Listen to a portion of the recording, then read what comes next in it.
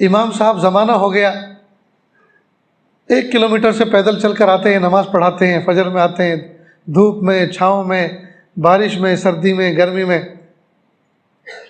اور پھر کسی نے ترس کھا کے ان کو الیکٹرانک بائک دلا دی.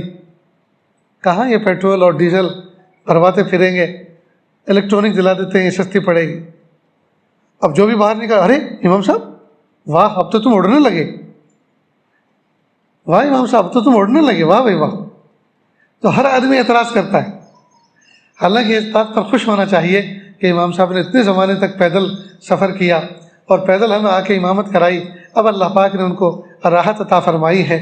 یہ کام تو ہر ایک آدمی یہ سوچتا ہے یہ کام تو میرے ذریعے سے ہونا چاہیے تھا، لیکن میں یہ نہ کر سکا، بلکہ سوچ بھی نہ سکا، اور پتہ نہیں اللہ نے کس کے ذریعے سے اس کو یہ کام کرا دیا. تو بجائے اس کے کہ خود کو ندامت ہوتی اور اس پر اللہ کا شکر ادا کیا جاتا اور خوشی کا اظہار ہوتا اور نعمت پر اور جو ہے دعائیں دی جاتی اور ماشاء اللہ لا قوت الا باللہ کہا جاتا، اور آ کے پھاڑ پھاڑ کے نظر لگاتے اس کو تاکہ امام صاحب جائیں اور ایکسیڈنٹ ہو جائے، مر جائیں. کیا سوچ ہے دوستو، یہ کیا سوچ ہے؟ اگر اس طرح کی سوچ ہے تو یہ مرض ہے، مرض. اگر اس کی اصلاح نہیں کریں گے تو یاد رکھنا اللہ پاک نے جس سوچنے والے کو جو نعمتیں دے رکھی ہیں، اللہ پاک دینے پر بھی قادر ہے اور چھیننے اور لینے پر بھی قادر ہے.